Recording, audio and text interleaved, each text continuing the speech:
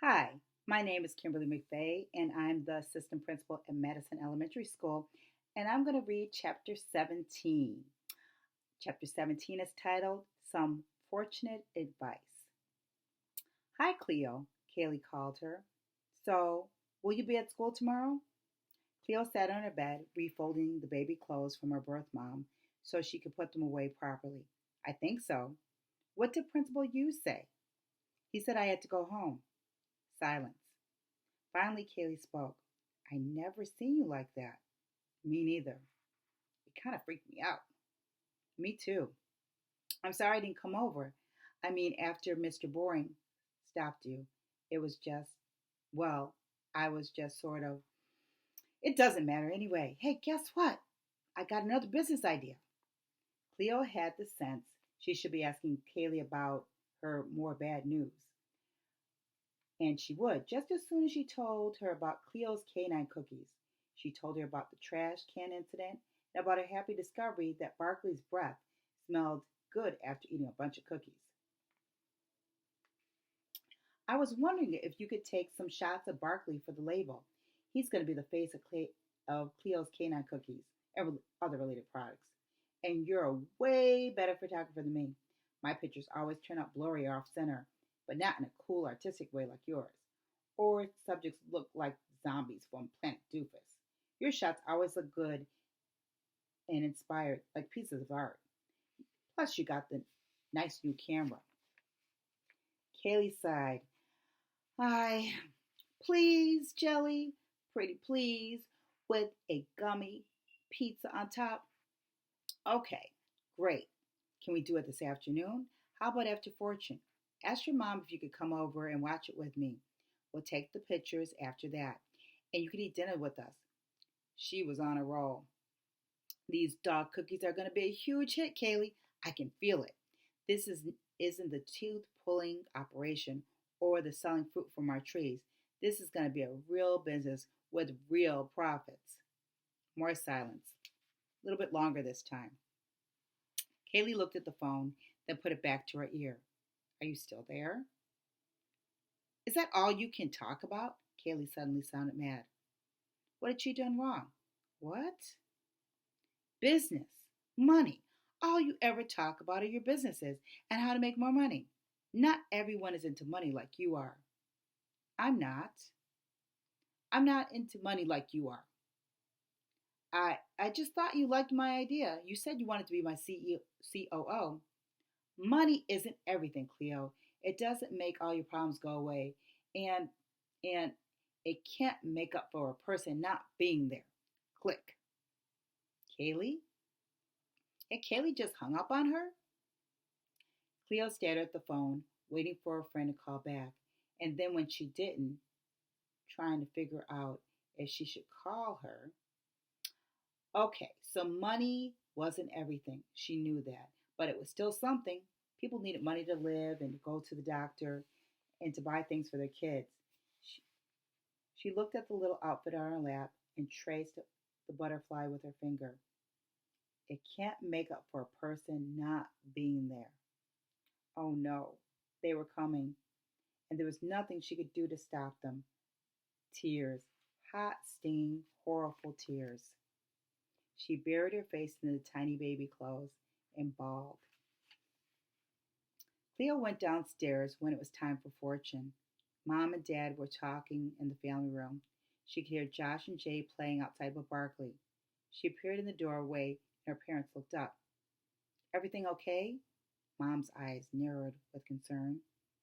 Cleo didn't want to talk about her best friend hanging up on her or any of the feelings that had come along with it. She would call Kaylee back later, maybe after Fortune. Would it be all right if I watched my show? She wasn't sure if she was banished from TV after all the trouble she had been getting into. How about we watch it together, Dad said. Cleo broke into a smile. Dad never watched with her. Usually he wasn't home, but he also said it was too cheesy for him. Dad clicked the remote and the TV flickered into life. A commercial was on. He muted the sound. She sat between her parents on the couch. Mom wrapped her arm around her shoulders and kissed her braided hair. Did you know your dad and I consider ourselves to be the two richest people on the planet? Cleo looked back and forth at them. She shook her head.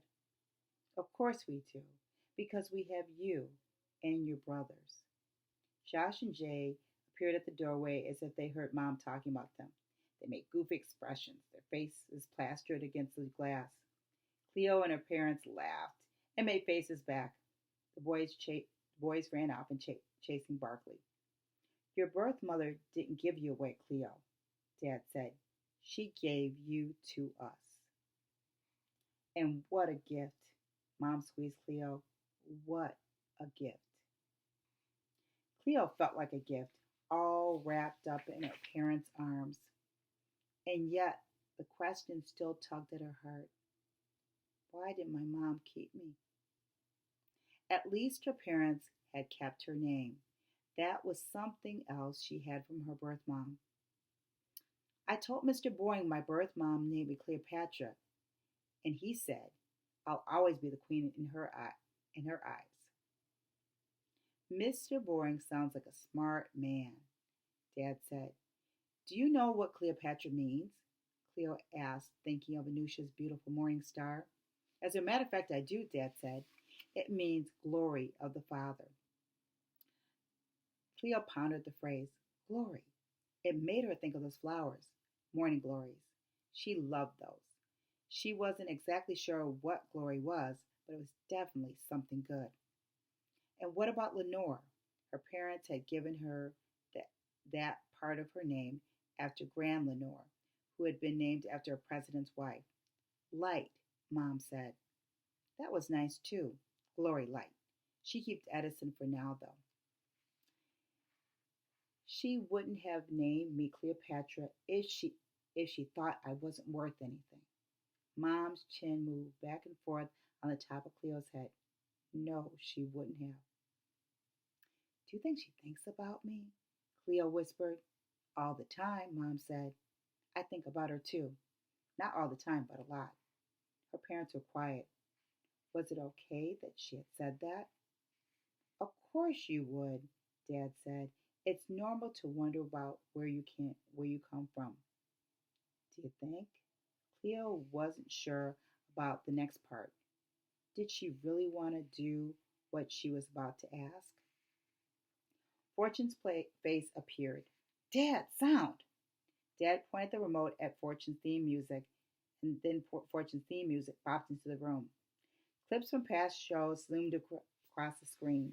Fortune laughing, was singing superstar Magdalena. Fortune putting her arm around an audience member. Fortune hugging a girl in a wheelchair, talking to the microphone, blowing a kiss to the camera. Cleo reached up and grabbed the kiss and slapped it onto her cheek, like always. The camera panned the studio audience, then focused on Fortune, who wrapped her arms around herself as if the crowd's applause were a big hug. She wore a purple blazer speckled with white, as if she'd been dusted with powdered sugar. Her string of giant pearls matched her perfectly straight white teeth. Her shiny black hair was shellacked into place, and as always, she glowed. Hello, everyone. Thank you for being here. Thank you for being. And I won't forget the day I discovered my purpose to finance futures and deliver destinies. We all have a reason for being. So find your reason. And she held her arms out to everyone. Live it, Cleo shouted with the audience. She glanced at Mom and they exchanged big smiles. Fortune loved to talk about people's reason for being. At least once every show, it seemed she'd say something about purpose or passion or destiny. You know you have a purpose, right? She looked out at the audience and everyone shouted, Yes! She looked again into the camera. You know you have a purpose, right? Yes, Cleo shouted. Dad's eyebrows arched in surprise. To be a high-climbing, heights-defying, limit-pushing entrepreneur, to start businesses. That was her purpose. Maybe one day she'd even do what Fortune had done and build schools in Africa. Not just schools, homes. Yes, she would build homes for kids who didn't have them because every child needed somewhere to belong. When we come back, I'm going to introduce you to one determined young woman who refused to miss her calling. She followed her dream, and thousands, thousands of children who otherwise would have ended up lost in the system are thriving today because of it. Her guests that afternoon included a woman who started a ranch for troubled kids where they learned to ride and take care of horses, a singer who just recorded her first album and thanks to funding from Fortune, and a stay-at-home mom who invented a line of natural bath and beauty products that she sent to Fortune to try, and that Fortune was now going to carry in all her spas. Fortune went on and on about how she was using the products herself, especially the bubble baths. There's nothing like a good bubble bath when I need to drain the stress of the day, or I'm searching for a new idea. I get some of my best ideas in the bathtub. Me too, Cleo said, feeling as if she and Fortune were chatting face to face.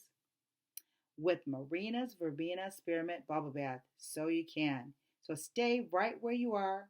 You're not going to want to miss a second of the show. Hey, babe, Dad said during the commercial. You should send Fortune some of your longevity lollipops. I thought those were pretty tasty. Cleo said.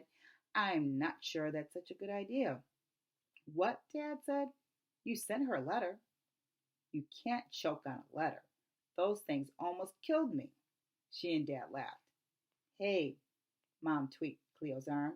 Don't worry, I'm not going to embarrass you by sending your idol a bunch of bird seed on sticks. It was a really good show as usual, even though Dad had to leave halfway through to referee a fight between the boys and stayed outside to play with them. Too quickly, Fortune was interviewing her last guest, Marina, the bubble bath lady, who just shared about starting up her business and how listening to her customers had been super important in improving her product line. What you said, girl, that's gold. Fortune reached out and put her arm around the woman's arm. Pure gold. She turned and looked at the audience. We have to listen to each other.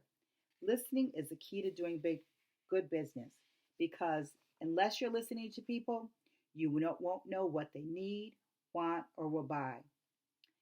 But it's also how you make and keep your friends. She was looking straight into the camera again, straight at Cleo. If I learned anything, it is this. Whatever you do, listen.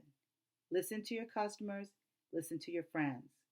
Your friends are your most valuable assets. Because while businesses may come and go, your friends, if you treat them right, will be by your side through thick and thin.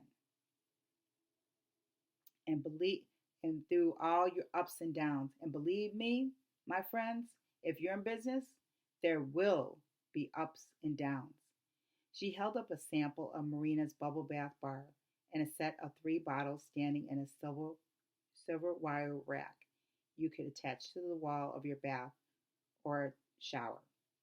Everyone in the audience was going to get one. Compliments of Fortune. People cheered and applauded. She started to say her thank yous to all her guests, to her audience, and to everyone watching, her television family. But Cleo was no longer paying attention to the show. All she could think about was Kaylee, her friend. Fortune had said, whatever you do, listen to your friends. Cleo had been so focused on her businesses and succeeding, she hadn't been treating Kaylee as her most valuable asset. She hadn't been listening, and it was time to do something about that. Thank you, Fortune.